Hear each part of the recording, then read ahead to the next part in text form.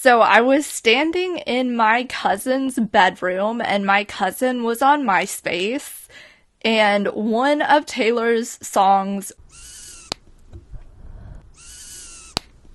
Hi guys, it's Luna Sommer. Today I'm gonna be talking about all of my favorite musicians, singers, and I'm gonna also be talking about how I originally found each one individually. The twist here is that for the most part, all of my favorite artists, except for the obvious one, all of them have under 1 million monthly streams on Spotify, so I thought that I could raise awareness about them. I'm gonna start with the obvious one though.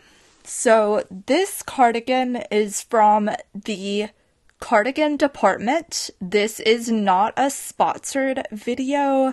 This was just the first cardigan that I bought from them, and I am obsessed with it. Honestly, the material is better than Taylor's authentic cardigans, or at least the ones that I've bought. I've only bought 2. They were my favorite albums. I mean, honestly, they still are, but The Life of a Showgirl is up there too. So I have the Lover cardigan and the Speak Now cardigan. Unfortunately, I don't find them to be the softest material, and this material is just better. I will say that on Instagram, this brand looks like it's a small business from the UK, and I'm not trying to call them out or anything like that. I understand that there is a good possibility that this brand is actually based in the UK and they design all of their stuff on their own, but this did come from China, so they are a drop shipping company, I guess. Buyer beware. However, the quality of this cardigan is really good. Again, not sponsored.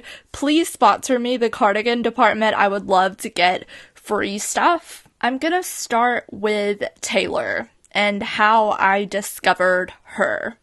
I actually didn't discover her on the radio. However, a few months after I originally discovered her, she was playing on the radio and I was very happy about it. So I was standing in my cousin's bedroom and my cousin was on MySpace, and one of Taylor's songs was her MySpace song. Immediately after hearing the first few seconds of this song, I knew that Taylor was something special. This was obviously during her debut era, because during her debut era, I feel like MySpace was really at its peak. What a lot of people, especially Swifties who haven't been there since 2006, don't understand was the fear, the dread that Taylor would somehow stop creating music consistently, or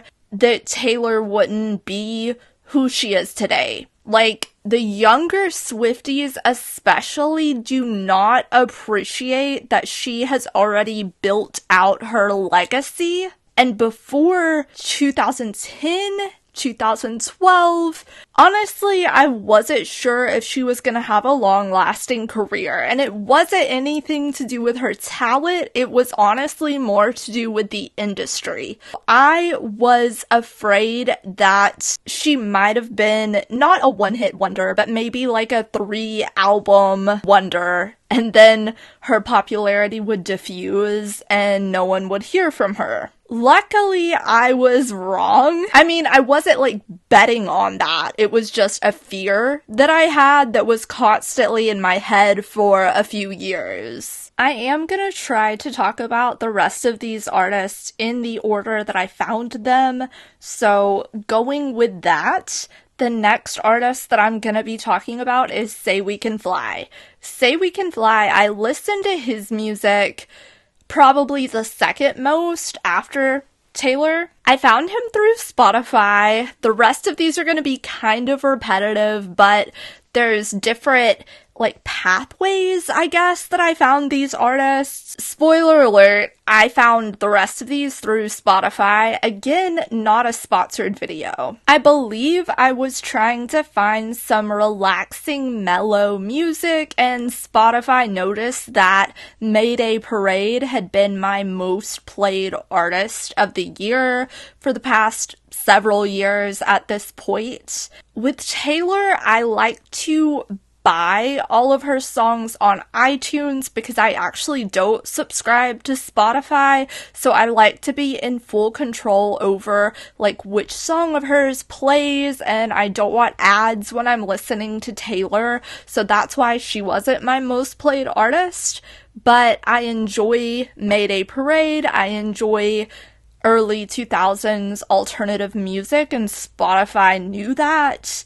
Say We Can Fly, I believe it's his Skeleton Art album, was recommended to me. And I fell in love with his song Driftwood Heart. That was the first ever song that I heard from Say We Can Fly, but it really stood out to me more than Mayday Parade, more than other alternative bands. I was in college and I was kind of having trouble sleeping and I just wanted a mellow mood. I think that some serious projects were approaching their deadlines, so I just wanted to relax. Skeleton Heart met the vibe. I don't believe that that's actually a full album. I think that that's considered an EP. For some reason, just the vibe of his music made me think that he was an artist who was around in the early 2000s and was not really active today, which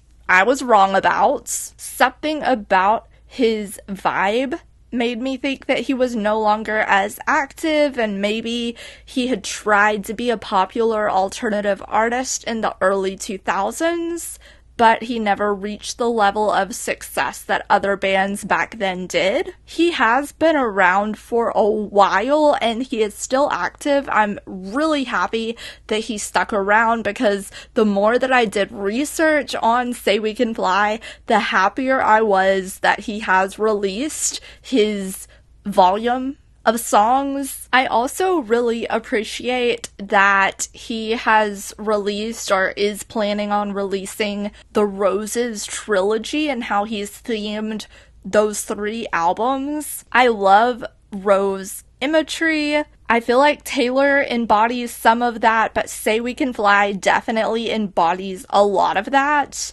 And I do actually have an official piece of merchandise from Say We Can Fly, so I'll get that. I loved this hoodie as soon as I saw it. But yeah, a lot of his merch is all about roses, and I love it. A lot of his merch is definitely emo and screams like the early 2000s, but a lot of that is just not as wearable on an everyday basis. I loved this because I love tie-dye. This is a very unique pattern. I mean, obviously, I love tie-dye. Unfortunately, I did order this when he was changing his suppliers, maybe, or making changes to his merch store. So I did have to wait a little bit longer for this because they didn't have it in inventory. They actually had to make it special for me because the new merch site didn't have this, so I feel extra special to have it. I feel like this is like exclusive. Maybe 5 other people in the world have something like this. I also think that supporting smaller artists means a lot more to them than supporting a huge artist who has a nation worth of fans means to the really popular artists. And I'm not saying that Taylor doesn't appreciate her fans. I'm just saying that at this point, she has a lot of financial success. So if you'd rather spend your money on supporting smaller artists in their merchandise pursuits, I think that that would mean a lot more to them. I will say that it took me time to actually research Say We Can Fly, to research his volume of music. I was so convinced just based on the sound of his music that he was an artist in the early 2000s who wasn't really active today, and I'm so glad that I was wrong about that. I know I've already mentioned that in this video, but you have to know the vibe that I was getting from his Skeleton Heart EP. Skip a few years, no one really stood out to me that much to be like one of my favorite artists until during the pandemic. This might have been 2021, potentially. I was on an obligatory shopping trip and I had my AirPods in on Spotify. I forget what I was listening to before I was listening to this next artist, but I can remember vividly that I was at a TJ Maxx and I was pretty bored. I'm like 50% sure that I was listening to Say We Can Fly, but again, this was several years ago, 2021, and Cameron Sanderson played on my Spotify recommended. The first song that I ever heard by him blew me out of the water completely, and it's called Beige Nirvana Tea. It's definitely a throwback to the early 2000s, maybe 2010.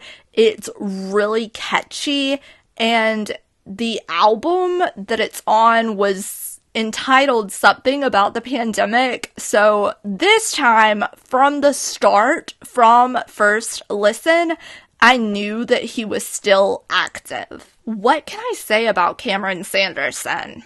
Well, I can honestly say that some of his songs are more upbeat than Say We Can Fly. I feel like Say We Can Fly is more of a singer-songwriter, but he definitely does alternative music, and he definitely does have a range. Cameron Sanderson, while he does do some ballads, and I love his ballads, a lot of his music is informed by, I struggle to find the right word for it. His music's just a different vibe. It reminds me more of city-informed music. And yes, I know that's a terrible description. He's British, I'm American, and I don't quite understand the nuances of British music genres. Maybe that's why I'm struggling to categorize this, but he's definitely still alternative. If you like alternative music, if you like Mayday Parade, if you listen to My Chemical Romance back in the day, honestly, the best thing that you can do for anyone that I mention here is just listen to their music. Because I'm not a music professor, I didn't get a degree in music theory. I don't quite know all of the nuanced words for how to describe these people or their sounds. Okay, honestly, press rewind for a moment. I think that I found Say We Can Fly after I was listening to Sleeping with Sirens for a little while, and he ended up in my recommended, but I just remembered that. The last artist that I did want to mention in this video is not alternative, although I don't really know how to best describe him.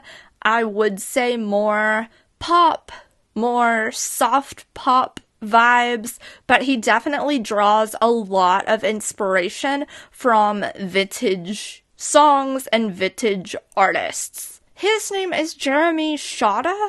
I really hope I'm pronouncing his last name right. Honestly, I didn't find him by the means that a lot of his fans have found him through. Like, for example, I don't watch Cartoon Network, and that one Netflix movie that he was a band member in, the name of that movie leaves me. But yeah, I hadn't heard of that until I found his music through Spotify. His music is kind of like traveling back in time. To be completely transparent with you, my personal taste in music, I don't listen to a whole lot of music that was made before I was born.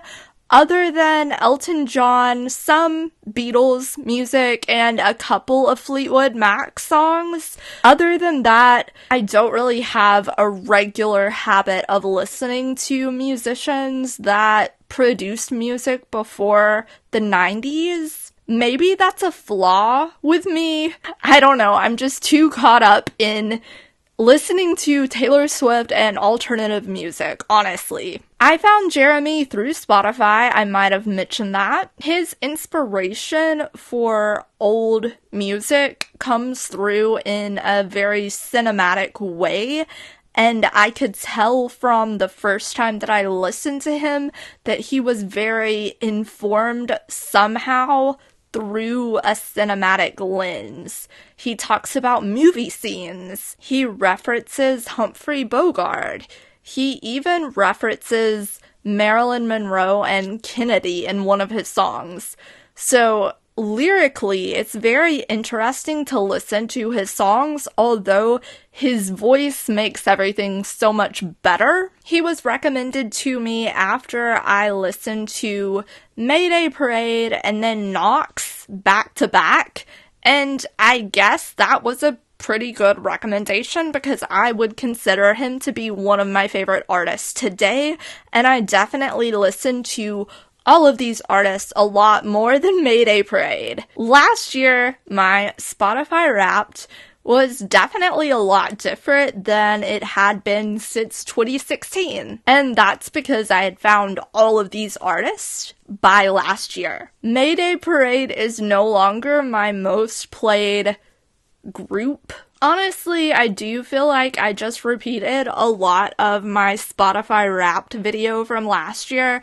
But hey, when you don't have a large following that is obsessively watching all of your videos, people tend to miss information, and I'm sure that nobody watching now actually bothered to watch my Spotify Wrapped. So I thought that I would put a new spin on this topic, and honestly, this cardigan just inspired me to talk about my favorite artists. I'm not saying that it's a complete turn-off if I see that an artist has over 1 million Spotify listeners monthly. I'm just saying that I get really excited if they're considered underrated or not well-known musical artists, and I feel like I'm not the only one who feels that way. These are just on a heavy rotation for me on a daily basis. Let me know who your favorite musical artists are down below in the comments, and stay beautiful.